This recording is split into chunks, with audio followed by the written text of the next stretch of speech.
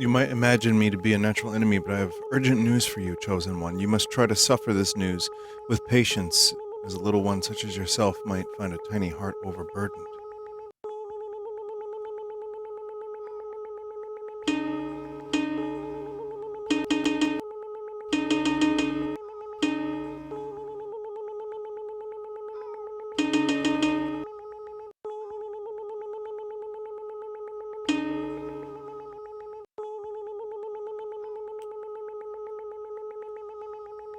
Oh, hell yeah.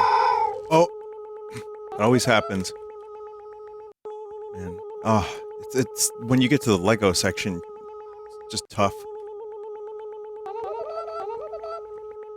You must obtain the loosening fizzle from the Dragon children to enter the secret stool door chamber. The childrings are too scarifying. Boost your powers with this here axe amplificator. Oh, nice. Chad, I think I'm on a WR pace.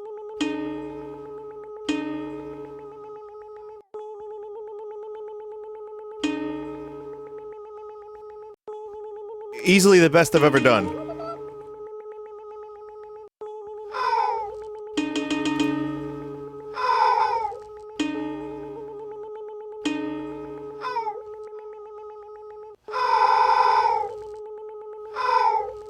No.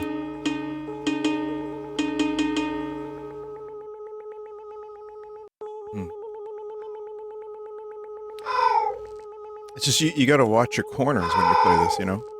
Everyone knows. This is very interesting game mechanics that you have to learn if you want to get WR. Oh god, the shoes.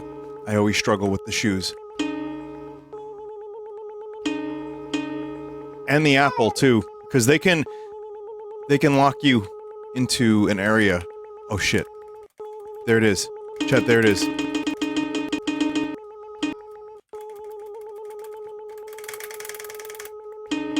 I got it.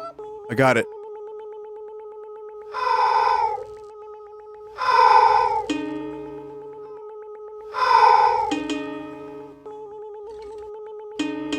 Oh, I didn't know there was going to be another one there. Yeah. Alright, not bad, not bad. I think we did it.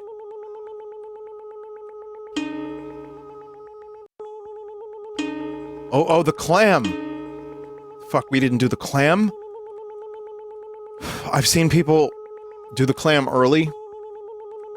It doesn't always work out. Because it spawns one of those slugs.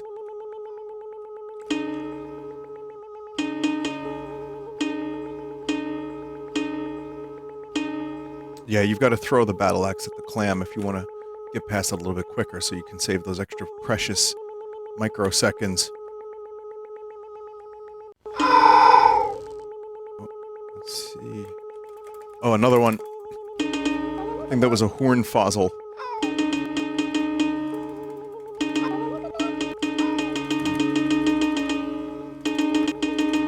Chat, we might be on world record pace. Oh shit, the water.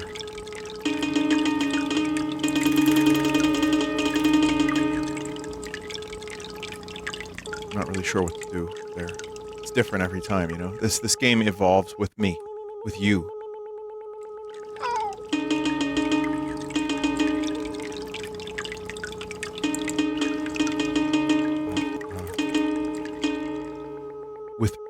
With us. Some would say every copy is personalized.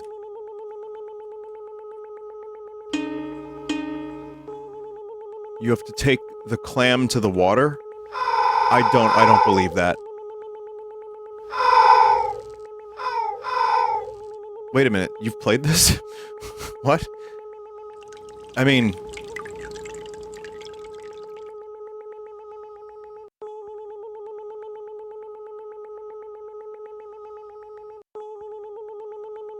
I don't know, I don't think you can take the clam to the water. The clam gets stuck.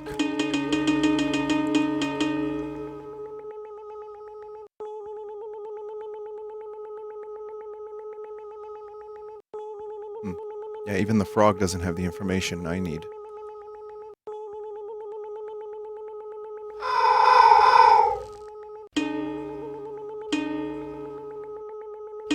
Suspicious puzzle pieces. I don't know.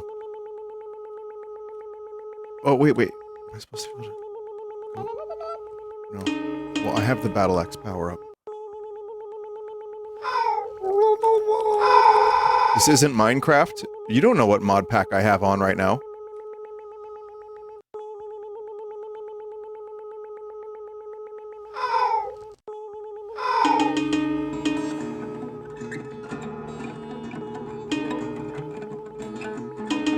We did it!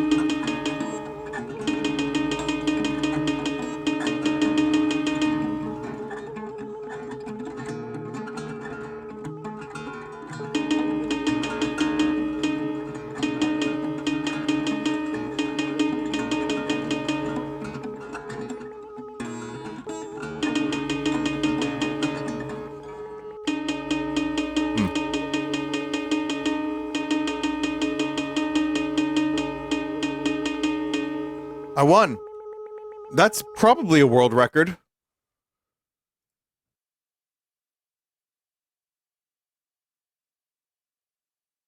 That was at the Game Awards, actually, yeah. No, Jeff Keighley... What you wouldn't believe how excited he was. He was on his knees, crying. And, like, there was a golden ray of light. And he sang a song a cappella to the gods of gaming, thanking them. That one's good. Highguard, not so much. You know, a couple people were, like, disappointed I didn't play Highguard tonight. I almost did. Not for the stream, but just to see what it was all about. And it made me feel like, what's the point?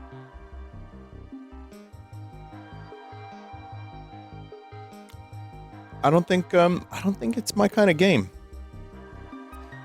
There's a chance I would do a pre-record just to see what it is, but I don't really have that much interest. It's not my kind of thing. Also, today, chat, we're gonna do New York City in Minecraft, and also we're going to be doing Ball X Pit because I was in the mood for a game like that. Just something I could play for a while and, like, unlock things. And there's a new update. And I didn't really spend as much time with Ball X Pit as I would like because Megabonk took over my life at the time.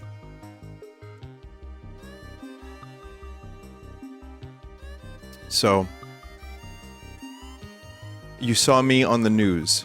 Yes, on CNN. Yeah, Red Vox was interviewed for our new album. It's true. Yep. It's the third time. And it was a really good interview. It's only a couple minutes, and the interviewer is the same one who interviewed me about the Duck game. And yeah, so we just talked about the music. I had my alien, Nortz, next to me with a guitar. Unacknowledged completely. I think the interview was like 10 minutes, but only about a minute of it was used. But that's how these things go. But it was good. It was perfect. It was really nice to have a little bit of a...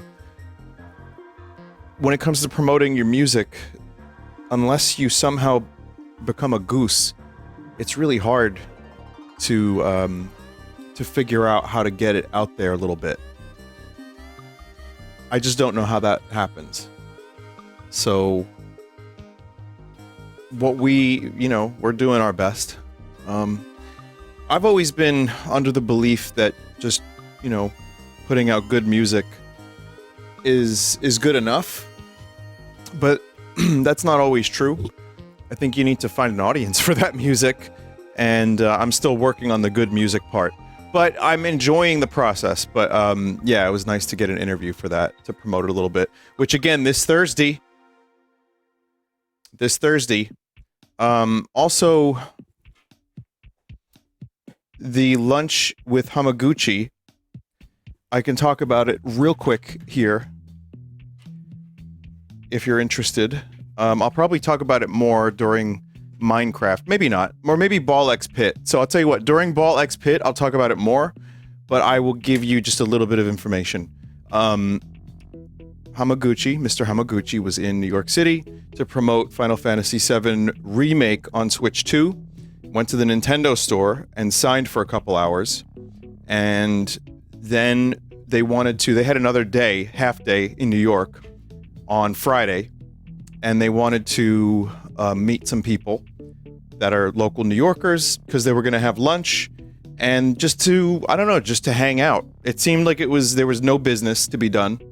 There was no photos, no anything. We just hung out at a place near Rockefeller, and we talked. There was Jason Schreier.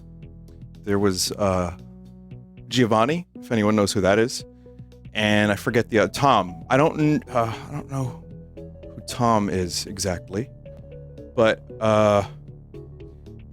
that's just just Tom, just a guy named Tom. But it was like 10 people. It was it's Tommy Tellerico, correct? But there were 10 people, and I was sitting at the end of the table, so I didn't get a chance to really talk to everybody.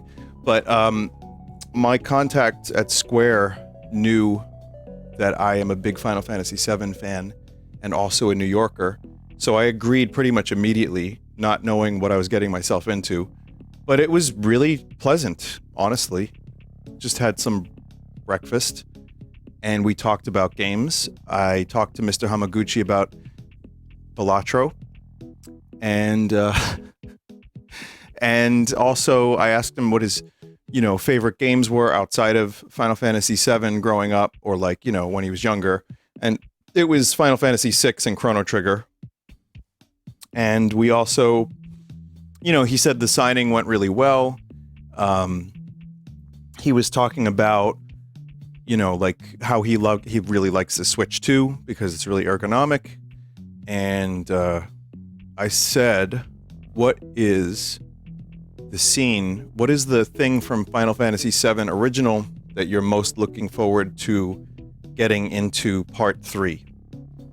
Or that, is already in Part 3? And he said, and again, this is through an interpreter. He knew a little bit of English, but not much. And he said that it was Cloud finding himself with the help of Tifa. He said that was the part he was looking forward to, and that they nailed it. And that's one of my favorite, from the latter part of the game, that's one of my favorite moments. And I told him that as a 13-year-old, it was a meaningful section for me because, you're a kid, and something like that really, it can have an effect. And that game was like the perfect game for me at that exact right age. And so I was happy to hear that that was one that he put a lot of time and attention into. But yeah, otherwise I talked to some of the people from Square, and they were really nice. And we just talked about Link to the Past. We talked about Super Metroid. Just the usual stuff, just stuff that one of the Square dudes, this guy Chad, Giga Chad even, really great, really, really nice dude. He was talking about, it was crazy how much of the same games we grew up playing. But I mean, I think that's kind of the thing. You start with Super Nintendo and then PlayStation and PS2. So, yeah. But yeah, it was good. It was a good time.